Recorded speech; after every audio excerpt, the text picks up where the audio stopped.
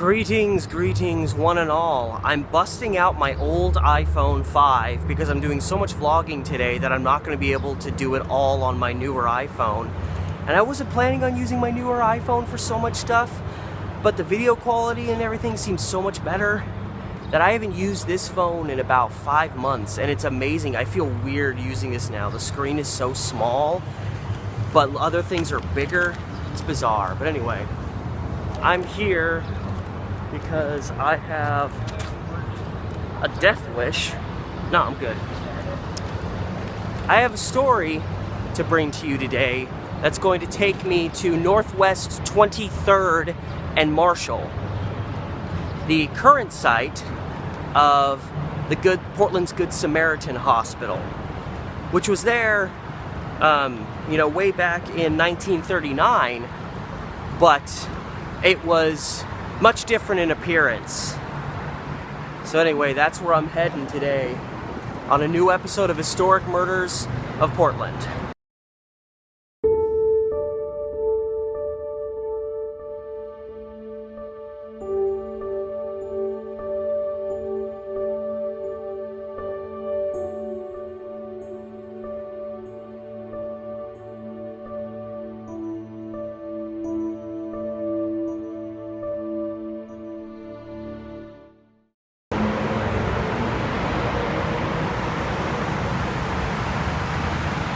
So I'm currently on Marshall, going due this direction for a few more blocks, and that'll be where the current Good Samaritan Hospital kind of surrounds. So it's August 18th, 1939. A busted and already in prison convict named Hulen Presley. I love how these guys I talk about, they always have these very interesting names. Hulen. I don't know, maybe the H was silent, maybe it was just Hulen. But I'm going with Hulen because I don't know how it was actually pronounced. And Hulen Presley had been in police custody, and then he got away. He managed to escape. And as is often the case, especially in the old days, is the guy tried to make a run for it. The police said, "Stop or we'll shoot." And my guess is he didn't stop because the police ended up shooting him. And he was fine. He was going to be okay. But he was wounded. He was a wounded prisoner. So, on the one hand, it was easy to apprehend him because he was down. But before, he could be taken back to jail, and the decisions could be made about what to do next with this guy, they had to take him to the hospital so he could recuperate. That's how our story ends up at Good Samaritan Hospital. That's where Presley was taken. And why was Hulen an escaped criminal? Well, he robbed the Seattle ferry line up in, Seattle, obviously, and made a run for it. And according to the information I found, he was captured in the Renton neighborhood a little while later, which is interesting. That's where my friend lived briefly. I helped my best friends lived in Seattle for a long time, and I helped him move to the Renton neighborhood. So it was kind of interesting that of all the neighborhoods this guy would be apprehended in, it would be the same one. It's like one of the only neighborhoods in the Seattle area that I kind of know, because I just remember from going there and visiting and helping him move and stuff. So he was serving a 20-year sentence for that. And in earlier August, he was able to escape. And he'd been on the lam, and he was on the lam for like almost 2 weeks. So he was doing okay for himself as far as escaped criminals go. And then, my guess is he probably, needed cash, and he needed to get it quick if he was going to stay on the lam, but also kind of stay undercover. So he tried to rob a place in Vancouver, Washington, right across the river, and fled the scene in a stolen car. So he's just adding the crimes on, just piling them up. And authorities noticed the car he was driving. They noticed it as stolen. They pulled up behind him, and he tried to escape, and he rammed it into reverse, and he backed and rammed into the police car, and then his car stalled out. So he pulls his gun and he leaps out of the car and hides behind it. The cops leap out of their car and hide behind it. And it turns into this big shootout. At which time, Presley, did I say Hulen Walters earlier? Because I was talking about Eusted Walters. Presley. Screw it. Presley. I'm just going to call him Presley. Just think Elvis Presley when you think of this guy. Only, unlike Elvis Presley, this guy was a piece of crap criminal. So, in that little gunfight, the police ended up shooting him in the thigh. And as I continue to go west, I'm starting to notice some of the signs that were approaching the present day Good Samaritan Hospital. There's a hospital sign. So we're just about there. And of course, the current hospital is like, huge. Covers several blocks. So now that I'm entering Good Samaritan territory, it obliges me to address the fact that now Hulen Presley is in a hospital bed. He's laying there, and he's got some time to think. He's probably thinking, I was already serving, some sort of sentence. And now I just escaped and got recaptured, so odds are I'm probably going to have more time added on to my sentence. So arguably he's even more desperate now to escape than he was before. And he's wounded, he's probably a little bit drugged up and, in the hospital, obviously, but that kind of stuff has got to be going around in his head.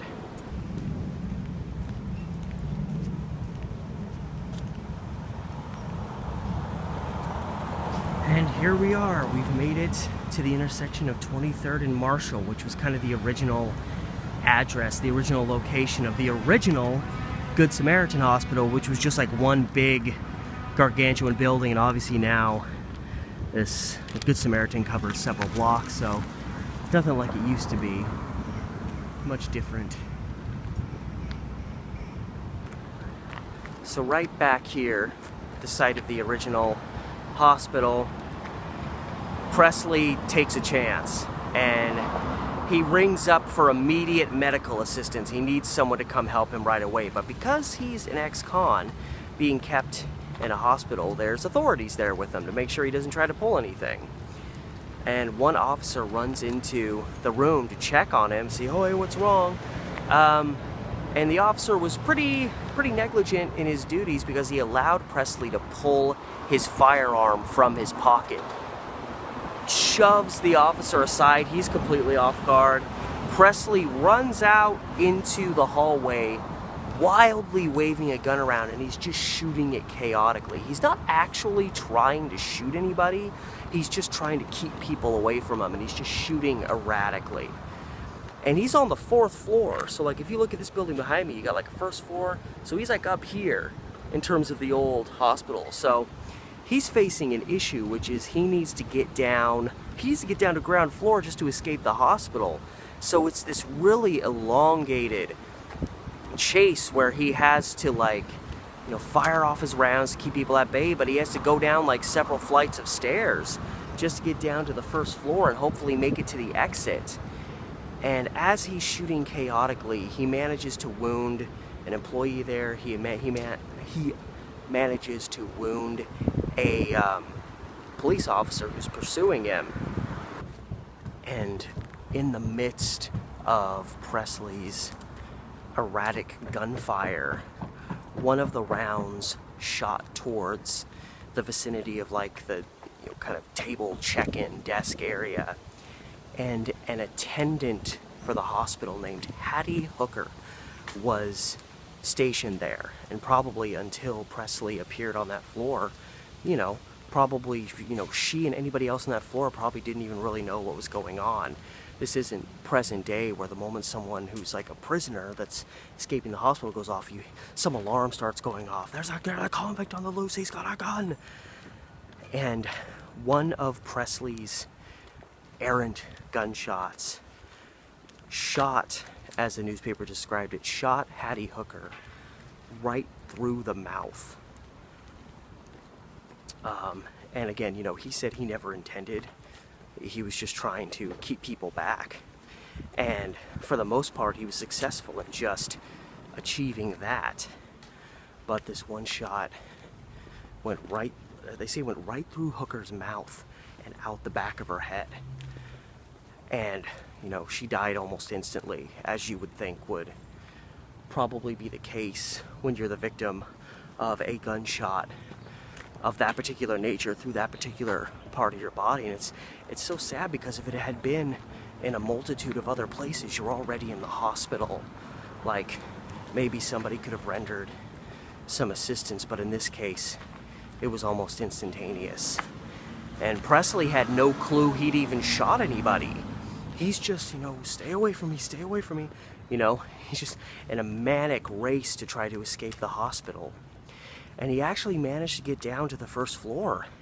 And he was finally apprehended just like feet from the exit. He almost got away.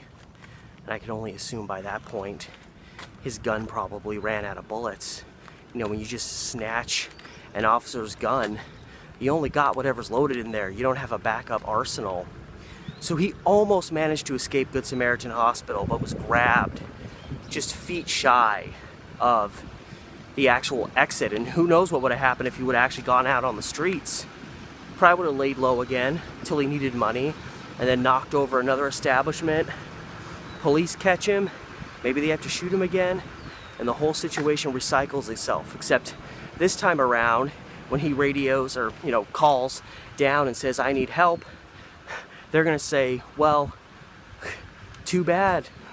I'm not coming in there and helping you out. We remember what happened last time. An innocent hospital employee died because you had to have your freedom so bad, Mr. Robber of various establishments. You were a bad guy who was in the wrong, but because having your freedom was so important to you and you were so selfish about it," which I can understand, we all want our freedom, and if you're a criminal, usually your morality scale is vastly different from other people. But, you know, a young woman paid for her life because of his selfishness based on his foolish actions. And Presley had actually been, when he was apprehended, he'd actually been shot. He'd been shot in the knee, but probably because he was, I would guess, jacked up on adrenaline and, you know, freaked out in the moment. You're not really paying attention to minor inconveniences. He didn't even realize it until after he was apprehended and told he had in fact shot and killed someone, which he said he never had any intention to do. And I believe that. I think he was just shooting erratically. But, you know, she died because of his actions still. And somebody tied just a bike tire with a bike lock to this post. I don't know. That was just too bizarre for me to not mention. So when they told him that he'd shot this woman, he openly said, "Well, then I deserve to die. I deserve the death penalty." So I don't know. Maybe he was just freaked out in the moment, because he is indicted on first-degree murder charges. But then later in September, about a month later, when he's brought up for trial, he pleads not guilty. And probably because it was a first-degree murder charge, if you just willingly accept that, you're probably going to get executed at some point. So, turns the tables completely and pleads not guilty, but he's still ultimately found guilty of first-degree murder, which practically always carried a death sentence with it. But this particular situation, they gave him life imprisonment, and the reason they did was they believed him when he said he didn't intend to actually kill anyone. The murder itself was not premeditated, which kind of makes you wonder, you're playing with the word murder in that case. But because that came as a result of his actions to escape, it was still the results of his actions, so it was still like first degree they decided on. But because it wasn't premeditated, they decided, well, we'll just give you a life sentence. and I guess that's how they evened everything out in the matter. I guess that's how it ended up being. So he could have been executed. Under the circumstances, I'm kind of surprised he wasn't given a death sentence, but that is what happened in the case of Hulen Presley, who I don't think has ever escaped again after this. At least he didn't take anybody's life with them. And here's, Hattie Hooker, who was literally just working at a hospital, just literally working a job where she's trying to make people's lives better, and she just gets, and it's one of those deaths where you're like, it's so meaningless. You just get hit by a stray bullet. There was no intention in it. You were just literally, if you would have been like 1 foot over, you would have been fine. You probably would have been shaken up by a bullet flying over your shoulder, but you would have survived. But because she happened to be where she was standing and he happened to shoot, pointing the gun in a given direction while he was fleeing, that ended up leading to the end of a human being's life. And it's really true. That's how quickly your life can end in this crazy, messed up world. So it really is a tragedy, considering oh my God, that pine cone literally almost just landed on my head. I need to get out of here. I feel like talking about murder and death too much, and I'm tempting fate. But anyway, that's the sad, tragic story of what happened to Hattie Hooker, just a hospital employee trying to do her job and standing in the wrong place at the wrong time. So, I'd like to thank you so much, as always, for stopping by, for watching this new season of Historic Murders of Portland. If you want to help support me, help my channel continue to grow and all that, and you haven't already, remember to like, share, subscribe, hit up my Patreon if you want to help me out there. I'm always trying to post new stuff there in the form of various different types of content that you can only see if you join up with my Patreon now. The link to that is in the description with this video, as well as the links to my Facebook page, Instagram, Reddit, and my TikTok. All that stuff there for you to peruse if you so desire. And all that said, from Northwest Portland, I think I'm still in the Nob Hill area, little ways west now of Good Samaritan Hospital, but it was a little loud over there. This has been Steve the Amateur Historian with another episode of Historic Murders of Portland.